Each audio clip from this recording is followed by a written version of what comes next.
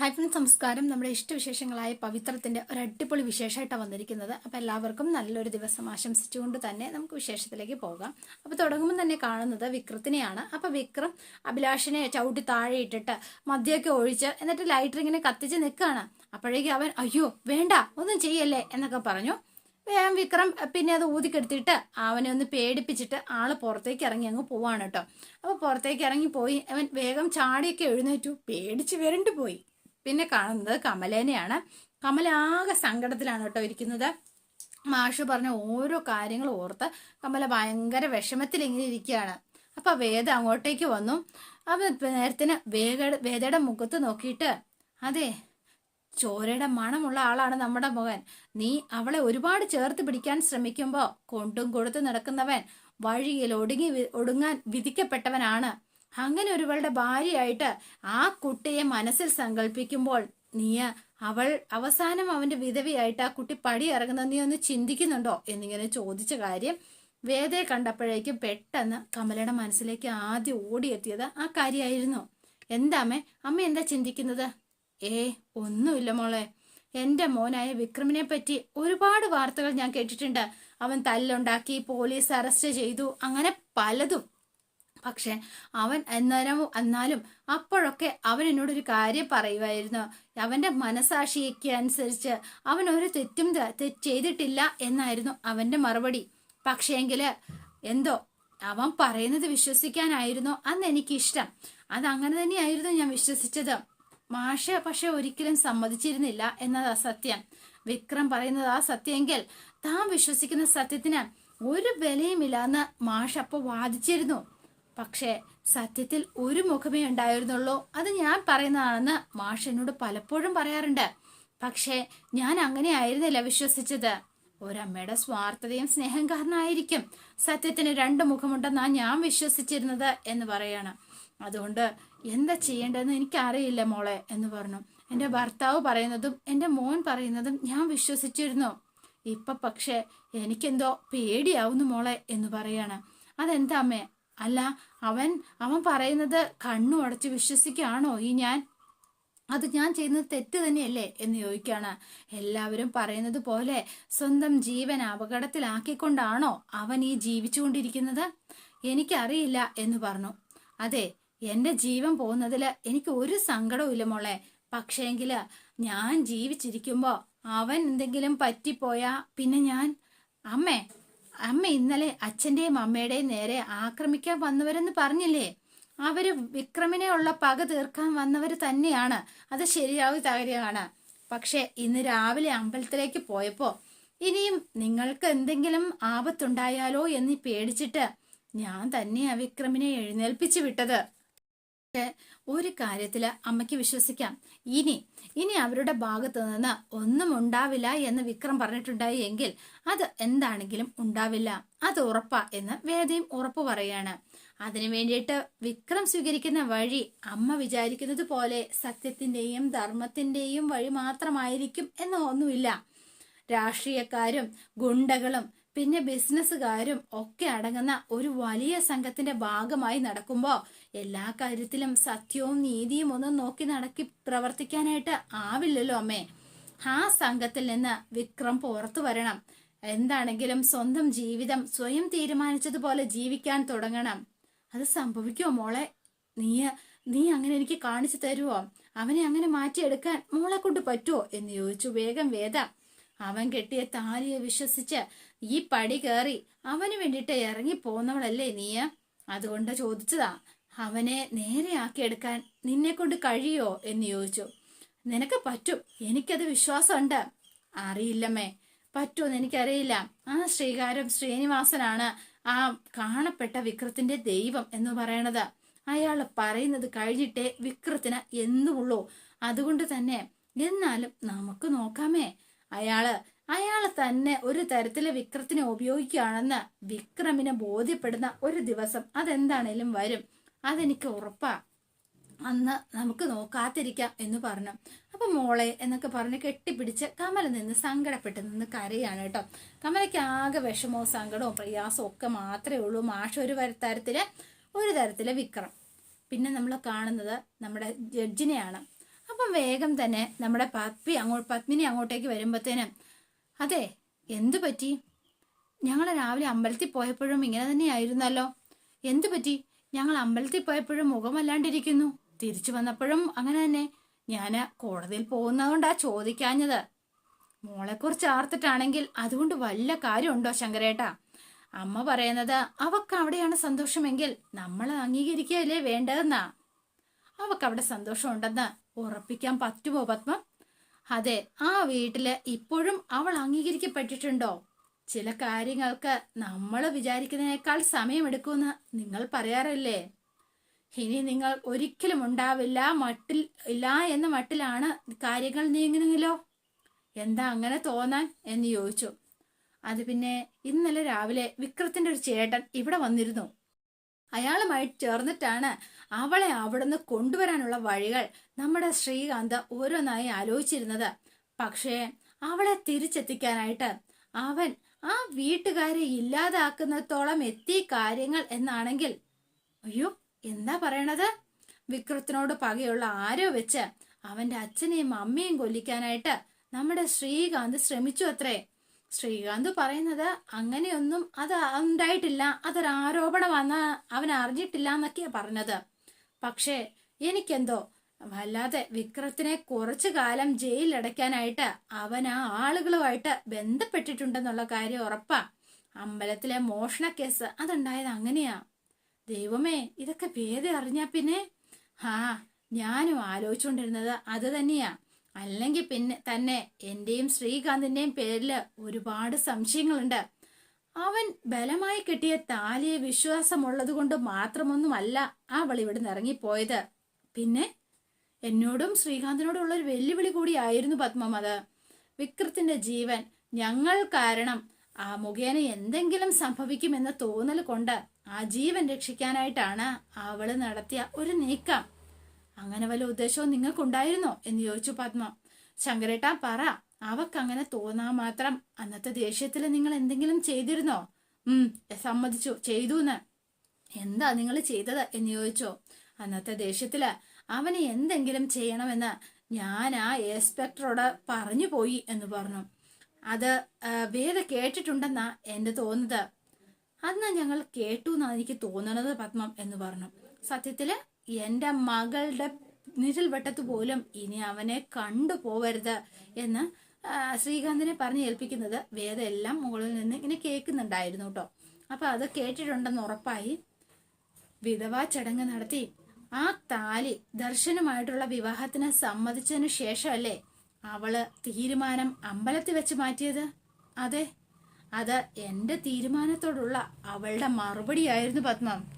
ജീവനെ ശിക്ഷിക്കാൻ ഞാൻ തീരുമാനിച്ചപ്പോ താൻ കാരണം അത് സംഭവിക്കാതിരിക്കാൻ അവന്റെ ജീവൻ രക്ഷിക്കാൻ അവള് തീരുമാനിച്ചു. അതിനു വേണ്ടി കൂടിയാ അവള് സ്വന്തം ജീവിതം ഹോമിച്ചത് പത്മം എന്ന് പറഞ്ഞു. എന്റെ ഈശ്വര, ഇനി അവൾ ഇങ്ങനൊരു തീരുമാനം എടുത്തത് ഒരച്ഛൻ എന്ന നിലയിലുള്ള എന്റെ തെറ്റായ തീരുമാനങ്ങളും ഉണ്ട് അല്ലേ പത്മം എന്ന് ചോദിച്ചു. പത്മം നിന്ന് കരയാൻ തുടങ്ങി. മുന്നിൽ വരുന്ന അസഹ്യം കേസുകളിൽ നീതിയും ന്യായവും നോക്കി വിധി പറയേണ്ടവനാണ് ഈ ഞാൻ. പക്ഷേങ്കില് സ്വന്തം മകളുടെ ജീവിതത്തെ കുറിച്ച് ചിന്തിച്ചപ്പോ എന്റെ ആ ഒരു നിമിഷം ഞാൻ തെറ്റിന്റെ വഴിയെ പോയി എന്നിങ്ങനെ പറയാണ്. വിക്രമിനെ കാപ്പ ചുമത്തി അകത്തിടാൻ തീരുമാനിച്ച അന്ന് അവൾ എന്നെ മുഖത്ത് നോക്കി വഴിയിൽ തടഞ്ഞു നിർത്തി എന്നോട് പറഞ്ഞത് എന്താണെന്ന് പത്മത്തിന് അറിയോ എന്ന് ചോദിച്ചു. അപ്പൊ വേഗം അതൊക്കെ ശങ്കരനാരായണന്റെ മനസ്സിലിങ്ങനെ കൊണ്ടു നിൽക്കാണ്. കോളേജിൽ പഠിക്കുമ്പോ ഏറ്റവും ഇഷ്ടപ്പെട്ട വ്യക്തിത്വത്തെ കുറിച്ച് എഴുതാനൊരു ചോദ്യം ഉണ്ടായിരുന്നു.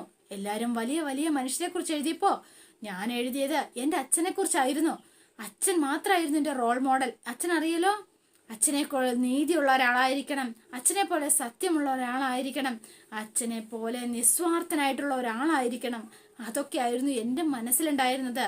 എന്നെ സംബന്ധിച്ചിടത്തോളം അച്ഛനെ പോലെ തികഞ്ഞ ഒരാള് വേറെ ഒരാളില്ലായിരുന്നു. പക്ഷേങ്കില് ലവ്, എമ്പതി, കെയർ, മാസി, അങ്ങനെ എല്ലാ നല്ല ഇമോഷൻസിനും എനിക്കെന്റെ മോഡൽ എന്ന് പറയുന്നത് അച്ഛൻ മാത്രമായിരുന്നു എന്ന് പറഞ്ഞു. പക്ഷേ ഞാൻ ഞാൻ മനസ്സിലാക്കിയത്, ഞാൻ വിചാരിക്കുന്നതല്ല സത്യമെന്ന് അച്ഛൻ തന്നെ എനിക്ക് തെളിയിച്ചു തന്നു. ഒരാളുടെ ജീവന് പോലും പുല്ലുവില നൽകുമെന്നും സ്വന്തം കാര്യം വരുമ്പോ അവരുടെ ജീവൻ പോലും വില കൽപ്പിക്കില്ല എന്ന് എനിക്ക് ഈശ്വരൻ അത് കാണിച്ചു തന്നു എന്ന് അവള് പറഞ്ഞ കാര്യങ്ങളെല്ലാം പത്മത്തിനോട് പറയുകയാണ് ശങ്കരനാരായണൻ. എന്നിട്ട് സങ്കടപ്പെട്ട ആളിങ്ങനെ ഇരിക്കുകയാണ്. ശങ്കരേട്ടാ, വിഷമിക്കാതെ. ഞാൻ വിക്രമിന്റെ അച്ഛനെയും അമ്മയും കൂടി അപായപ്പെടുത്താൻ ശ്രമിച്ചു എന്ന് അവൾ അറിഞ്ഞ പിന്നെ അവള് ഇനി ഒരിക്കലും ഈ വീട്ടിലേക്ക് കാലു കുത്തില്ല പത്മം. അതെനിക്ക് ഉറപ്പാ. കാരണം അവളെ എന്നേക്കാൾ ധാർമ്മികതയുണ്ട് അവൾക്ക്. അതുമാത്രമല്ല, എന്നേക്കാൾ നീതി ബോധമുണ്ട്. അത് ഒരു ആരോപണം മാത്രമാണെന്നല്ലേ ശ്രീകാന്ത് പറഞ്ഞത്? അങ്ങനെ ആയിരിക്കട്ടെ എന്നാ ഇപ്പൊ ഞാനും പ്രാർത്ഥിക്കുന്നത്. അതങ്ങനെ തന്നെ ആയിരിക്കും. കഴിഞ്ഞതെല്ലാം കഴിഞ്ഞു.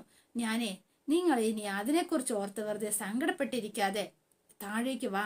അറിയാലോ, അമ്മ ഇതൊക്കെ അറിഞ്ഞാൽ ഭയങ്കര സഹിക്കില്ല, സങ്കടാവും. അതുകൊണ്ട് തൽക്കാലം നമുക്ക് ഈ വിഷയം ഇവിടെ വെച്ച് സംസാരിക്കണ്ട. അതാ നല്ലത്. വരൂ. എന്താണേലും പത്മം, നിന്നോട് സംസാരിച്ചപ്പോ എന്തോ മനസ്സിന് ഭയങ്കര ആശ്വാസം. നീ ചെല്ല്, ഞാൻ വരാം എന്ന് പറഞ്ഞ് ശങ്കരനാരായണൻ പറഞ്ഞു വിട്ടിട്ട് ആള് കുറേ നേരം സങ്കടപ്പെട്ട് അങ്ങോട്ടും ഇങ്ങോട്ടും നടന്നു കേട്ടോ. അപ്പൊ പത്മം താഴേക്ക് പോവുകയും ചെയ്തു. അത് പിന്നെ കാണുന്നത് നമ്മുടെ വേദനയാണ്. അപ്പൊ വേദ ഇങ്ങനെ വിക്രത്തിനെ നോക്കിയിരിക്കുകയാണ്. അപ്പൊ കമല ഒരു ഗ്ലാസ് പാലൊക്കെ ആയിട്ട് വന്നിട്ട്, ദാ മോളെ, ഇത് കുടിക്കണമെന്ന് അമ്മയ്ക്ക് നിർബന്ധമുണ്ടോ? അതെന്താ അങ്ങനെ ചോദിച്ചത്? വീട്ടിലെ മുത്തശ്ശിയും രാത്രി ഒരു ഗ്ലാസ് പാലുമായിട്ട് വരുമായിരുന്നു. ഞാന് 2 കവളോ 3 കവളോ കുടിച്ചിട്ട് ബാക്കി ഊറ്റിക്കളയ പതിവ്. അയ്യോ, ഇവിടെ അത് വേണ്ടാട്ടോ. ബാക്കി അമ്മ കുടിക്കുവോ? അല്ല, ഞാൻ ഒഴിച്ചോളാം. ആണോ? ശരി, എന്നാ ഞാൻ കുടിക്കാം എന്ന് പറഞ്ഞ് വേദ അത് വാങ്ങി ഒരു കവള് കുടിച്ചിട്ട് ബാക്കി ഇനി അമ്മ ഒഴിച്ചോ കേട്ടോ. അമ്മയുടെ ഒരു സമാധാനത്തിന് വേണ്ടി കേട്ടോ. അതെ, അമ്മ തന്നതുകൊണ്ട് ഒരു കവള് കുടിച്ചോ, അത് മതി. ശരി, എന്നാ അമ്മ പോയി കിടന്നു. വിക്രം വന്നിട്ട് ഞാൻ എന്തായാലും വന്നിട്ടേ കിടക്കുന്നുള്ളൂ എന്ന് പറഞ്ഞു. സത്യം പറയട്ടെ മോളെ, നിന്നോട് സംസാരിച്ചപ്പോ എന്റെ മനസ്സൊക്കെ ഒരു ധൈര്യമൊക്കെ വന്നതുപോലെ തോന്നുക. എന്റെ മകൻ നേരായി വഴിക്ക് വരുമെന്ന ഒരു വിശ്വാസം ഇപ്പൊ ഈ അമ്മയ്ക്കുണ്ട് കേട്ടോ. അമ്മ ധൈര്യമായിട്ടിരുന്നോ, എല്ലാം നന്നായി തന്നെ വരും. ശരി, ഗുഡ് നൈറ്റ് എന്നൊക്കെ പറഞ്ഞ് പോയി കിടക്കാൻ തുടങ്ങി. അപ്പോഴാണ് നമ്മുടെ മുത്തശ്ശി വിളിക്കുന്നത്. അപ്പൊ മുത്തശ്ശി വീഡിയോ കോളാണ് വിളിച്ചത്. ഹായ് മോളെ, എന്താ വിശേഷം എന്നൊക്കെ ചോദിച്ചു. സുഖായിരിക്കുന്നു എന്ന് പറഞ്ഞു. മുത്തശ്ശി വിശേഷങ്ങളൊക്കെ പറഞ്ഞു. പിന്നെ വിശേഷം എന്താന്ന് ചോദിച്ചാ, നിന്റെ അച്ഛൻ മുഖവും കയറ്റിപ്പിടിച്ചിരിക്കുക. എന്തു പറ്റി? അറിയില്ല, കോടതിയിൽ എന്തെങ്കിലും പ്രശ്നമായിരിക്കും എന്ന് വേദ പറയാണ്. അല്ല, വേദ നമ്മുടെ വർഷനെ അടുത്ത ആഴ്ച ഇവിടുന്ന് എല്ലാവരും വർഷയുടെ വീട്ടിലേക്ക് പോകുന്നുണ്ട്. അതിനെക്കുറിച്ച് സംസാരിക്കാനായിട്ട് നമ്മുടെ ശങ്കറിന്റെ അടുത്തേക്ക് ചെന്നിട്ട് പത്മമ്മ മുഖം കണ്ടിട്ട് സംസാരിക്കാതെ പോരുക ചെയ്തത്. അപ്പൊ എന്തോ സീരിയസ് ആയ പ്രശ്നമാണല്ലോ. എന്താ കാര്യം എന്ന് ചോദിച്ചു. അറിയില്ല മോളെ, എത്രയാണെങ്കിലും അറിയില്ല എന്ന് പറഞ്ഞു. അല്ല, വർഷേച്ചിയുടെ വീട്ടിലേക്ക് എന്തിനാ എല്ലാരും പോണത്? അത് പിന്നെ 7ാം മാസത്തിലെ ചടങ്ങല്ലേ. ഗായത്രിയുടെ സ്വഭാവം മോക്കറിയാലോ. എന്തൊക്കെയാ ചടങ്ങെങ്ങാനും മുടക്കിയാ പിന്നെ നിന്റെ അച്ഛന് ഉള്ള സമാധാനം കൂടി ഗായത്രി കൊടുക്കില്ല എന്നുള്ളത് ഉറപ്പല്ലേ. അതുകൊണ്ടാ എല്ലാവരും പോകാന്ന് തീരുമാനിച്ചത്. മോളൂടി വരുന്നുണ്ടോ? അയ്യോ ഇല്ല മുത്തശ്ശി, ഇനി ഞാൻ വന്നിട്ട് അതൊരു മറ്റൊരു പ്രശ്നം ആകണ്ട എന്ന് പറഞ്ഞു. ഇനി അവിടെ ചെന്നിട്ട് ഉറപ്പായിട്ടും ഗായത്രി ആന്റി എന്നെ അവിടെ നാട്ടി ഇറക്കും എന്നുള്ള കാര്യം ഒരു സംശയവും വേണ്ട എന്ന് പറഞ്ഞപ്പോഴേക്കും, അതൊന്നുമില്ല, ഹർഷൻ അവിടെ ഉള്ളത്തോളം കാലം നിന്നെ ആരും ആട്ടി ഇറക്കില്ല. വേണ്ട മുത്തശ്ശി, ഞാൻ വരുന്നില്ല എന്ന് പറഞ്ഞു. അതല്ല മോളെ, നീ വന്നോ, ഈ മുത്തശ്ശിയില്ലേ, പിന്നെ നിനക്കെന്താ പേടിക്കാൻ, നിന്നെ ആരും ഒന്നും പറയില്ല എന്ന് പറയാണ്. ഒരു കാര്യം ചെയ്യ, ഞാൻ വരണമെന്ന് നിർബന്ധമാണെങ്കിൽ മുത്തശ്ശി അച്ഛനോടൊന്ന് സംസാരിക്കാം, അച്ഛനുമായൊന്ന് ഡിസ്കസ് ചെയ്തിട്ട് അച്ഛൻ സമ്മതിക്കുകയാണെങ്കിൽ ഞാൻ വരാം എന്ന് അവസാനം സമ്മതിക്കുകയാണ്. ശരി മോളെ. അപ്പോഴേക്കതേ വിക്രവും അങ്ങോട്ടേക്ക് വന്നു. വിക്രത്തിന്റെ വണ്ടിയുടെ ശബ്ദമാണല്ലോ. വന്നോ എന്ന് ചോദിച്ചപ്പോ വന്നു. എന്നാ മുത്തശ്ശി പിന്നെ വിളിക്കാട്ടോ. അപ്പൊ ബൈ ബൈ ഉമ്മ എന്നൊക്കെ പറഞ്ഞു കൊടുത്തിട്ട് ഫോൺ കട്ട് ചെയ്തു. അപ്പൊ വിക്രം വന്നപ്പം, ആരോടാ ഈ സൊള്ളിക്കൊണ്ടിരുന്നത്? അയ്യോ, വെറുതെ മോഹിക്കൊന്നും വേണ്ട, കാമുകനൊന്നും അല്ല. നീ അങ്ങനെ പറയല്ലേ, വല്ല കാമുകനാന്ന് പറ. അത് കേൾക്കുമ്പോഴേ എനിക്കൊക്കെ ഒരു സന്തോഷമെങ്കിലും വരുള്ളൂ. അങ്ങനെ ഇപ്പൊ നിങ്ങൾ കൂടുതൽ സന്തോഷിക്കണ്ട. അങ്ങനെ വല്ല മരങ്ങോടനായിരുന്നു നീ പ്രാർത്ഥിച്ചതാ, വെറുതെ നിരാശപ്പെടുത്തി. ഇയാളെക്കാൾ വലിയ മരങ്ങോടനോ? അത് കണ്ടെത്തിയിട്ട് വേണ്ടേ? എന്താ ഇയാളെക്കാൾ വലിയ മരങ്ങോടൻ ഈ ഇന്ത്യ മഹാരാജ്യത്ത് ഉണ്ടാവുമോന്നാ ചോദിച്ചത്. കഷ്ടം തന്നെ. എന്തായി രാവിലെ ഇറങ്ങിപ്പോയിട്ട്? വല്ല കാര്യം നടന്നോ? സംശയമുള്ള എതിരാളികളെ മുഴുവൻ നിലംപരിശാക്കിയോ? അടിച്ചോ കുത്തിയോ? എന്തായത്? വെട്ടുകത്തി, പിച്ചാത്തി, ഇടിക്കട്ട? വടിവാള്? എന്തായിരുന്നു? പറ പറ പറ. അതോ ഷൂട്ട് ചെയ്ത് എല്ലാരെയും ഒതുക്കി വെച്ചോ എന്ന് ചോദിച്ചു. ഓ, നിങ്ങൾ രാഷ്ട്രീയക്കാർക്ക് 10, 25, 50 അങ്ങനെയൊക്കെ വെട്ടാനല്ലേ അറിയൂല്ലേ? അതെ, നീ വാ ഇടയ്ക്കടി. എന്റെ കാര്യം എങ്ങനെ വേണമെന്ന് ഞാൻ തീരുമാനിച്ചോളാം. ഇത്രയും കാലം നിങ്ങൾ തീരുമാനിച്ചത് കൊണ്ടാ രാവിലെ അച്ഛനും അമ്മയും അമ്പലത്തിൽ പോവാൻ പോയപ്പോ എഴുന്നേറ്റ് ഓടേണ്ടി വന്നത്. നിന്നെ കളിയാക്കിയതാണോ? കളിയാക്കിയതല്ല, അവനവൻ വരുത്തി വെച്ച കാര്യമല്ലേ പറഞ്ഞത് എന്ന് ചോദിച്ചു. ഇത്രയും കാലം ഇല്ലാതിരുന്ന ടെൻഷൻ ഇപ്പൊ എങ്ങനെ വന്നു? ഇന്നലെ മുതല് പെട്ടെന്ന് തുടങ്ങിയതാണോ എന്ന് ചോദിച്ചു. ഈ നാട്ടില് എനിക്ക് ഒരുപാട് ശത്രുക്കളുണ്ട്. എന്നോടുള്ള ദേഷ്യം അവരോട് കാണിക്കാൻ തീരുമാനിച്ച ഭയക്കാതിരിക്കോ പിന്നെ? ഇതാണ് എൻ്റെ ഈ പോയിന്റ്. നിങ്ങൾ നാട്ടിൽ കാണിക്കുന്ന തെമ്മാടിത്തരത്തിന് ആളുകൾ പകരം വീട്ടുന്നത് നേരിട്ടായിരിക്കില്ല. അത് നിങ്ങൾ മനസ്സിലാക്കാദ്യം. പകരം വീട്ടിലൊഴിക്കുന്ന ആളുകളോടായിരിക്കും. അത് മുൻകൂട്ടി കണ്ടിട്ടാ നിങ്ങൾ ജീവിക്കുന്നത് അല്ലേ? മതി, നീ ഒന്ന് നിർത്ത്. നിനക്ക് എന്താ അറിയേണ്ടത്? നിങ്ങളെ കാരണം വീട്ടുകാർ എത്രമാത്രം വിഷമിക്കുന്നുണ്ടെന്ന് നിങ്ങൾ എപ്പോഴെങ്കിലും ചിന്തിച്ചിട്ടുണ്ടോ? അതെങ്ങനെയാ? പലപ്പോഴും നിങ്ങൾ കാരണം തല ഉയർത്തിപ്പിടിക്കാൻ പറ്റാതായി എന്ന് അച്ഛൻ പറയുന്നതൊക്കെ പോട്ടെ. പക്ഷേ ആ നിങ്ങളുടെ പ്രവൃത്തി കൊണ്ട് വീട്ടിലുള്ളവർക്ക് എന്തെങ്കിലും സംഭവിക്കുമെന്ന് കൂടി വന്നാ, ഞാൻ പറഞ്ഞില്ലേ, ഇന്നത്തോടെ ആ അധ്യായം തീർന്നു. ഇനി ഉണ്ടാവില്ല. ഉണ്ടായാൽ അത് ചെയ്തവൻ ജീവനോട് ഇരിക്കില്ല, അത്ര തന്നെ. അതുകൊണ്ട് ഈ വീട്ടിലെ നഷ്ടപ്പെട്ട ജീവൻ തിരിച്ചു കിട്ടുമോ? അങ്ങനെ സംഭവിക്കില്ല എന്ന് ഞാൻ പറഞ്ഞില്ലേ. സംഭവിച്ചാലോ എന്ന് ചോദിച്ചു. അതെ, അതിനു മുൻപ് ഇതൊന്ന് അവസാനിപ്പിച്ചുകൂടി നിങ്ങൾക്ക്? അറ്റ്ലീസ്റ്റ് വീട്ടിലിരിക്കുന്നവർക്കെങ്കിലും മനസ്സമാധാനം ഉണ്ടാവും. നിനക്കൊന്ന് നേരത്തെ കിടന്ന് ഉറങ്ങിക്കൂടെ വേതാളം? മനുഷ്യനെ ഇങ്ങനെ സൂര്യൻ കെടുത്താനായിട്ട് എന്തിനാ ഇങ്ങനെ കാലം കോഴിയെപ്പോലെ കാത്തിരിക്കുന്നത്? നിങ്ങളോട് ചോദിക്കാനുള്ള അവകാശം കണക്കാക്കി ചോദിച്ചതൊന്നുമല്ല. ഇന്ന് നിറക്കണ്ണുകളോടെ ഇരിക്കുന്ന ആ അച്ഛനും അമ്മയും കണ്ടപ്പോ എനിക്ക് ഒരു അച്ഛനും അമ്മയും ഉണ്ടല്ലോ എന്ന് ഞാൻ ഓർത്തുപോയി. സങ്കടം തോന്നി. എന്നാൽ ഭഗവാൻ ചെല്ല്. ഇനിയിപ്പോ രാവിലെ മര്യാദയ്ക്ക് പല്ല് തേപ്പും കുളിയൊന്നും ഇല്ലാതെ ഇറങ്ങി പോയതല്ലേ, ചെന്ന് അത് കഴിഞ്ഞ് വരുമ്പോഴേക്കും ഞാൻ ഭക്ഷണം എടുത്തു വെക്കാം. ഓ, അത് ചെയ്തു തരാൻ എനിക്ക് നിന്റെ സഹായം ആവശ്യമില്ല. എനിക്കെന്റെ അമ്മ. അയ്യോ, ആ പാവം ചെന്ന് കിടന്നു. ദേ, നിങ്ങളെക്കുറിച്ച് ഓർത്ത് ഒരുപാട് സങ്കടപ്പെട്ട് കരഞ്ഞ് തളർന്നാ പോയിരിക്കുന്നത്. ഇനി അതിനെ ഉണർത്തി വെറുതെ ബുദ്ധിമുട്ടിക്കരുത് പ്ലീസ് എന്ന് പറഞ്ഞു. അന്നേരത്തിന് മിണ്ടാതെ നിൽക്കുകയാണ്. വല്ലതും വേണമെങ്കിൽ വേഗം കുളിച്ചിട്ട് വരാൻ നോക്ക്, അല്ലെങ്കിലേ നിങ്ങളുടെ തൊഴുത്തിൽ പോയി കിടന്നുറങ്ങ.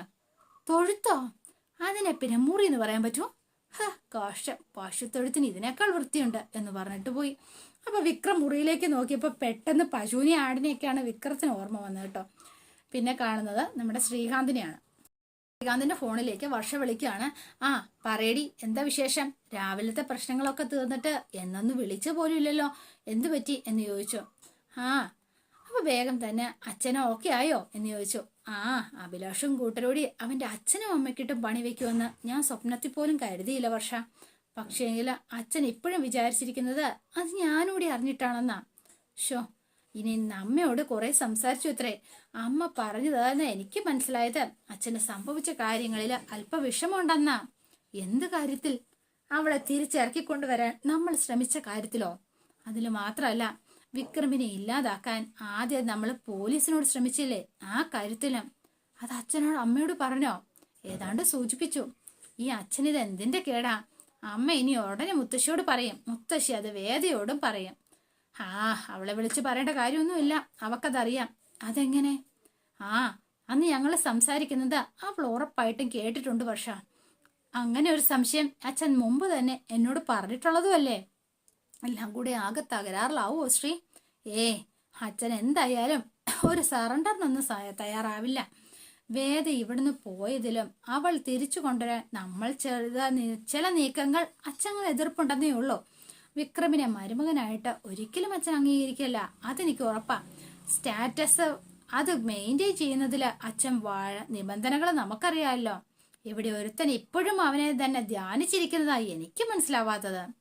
അത് പതിയെ ശരിയായിക്കോളും. വേദയ്ക്ക് പകരം ദർശന് വേണ്ടിയിട്ട് ദീപ്തി ആലോചിക്കാൻ ശ്രമിച്ചതാ കൂടുതൽ നാണക്കേടായത്.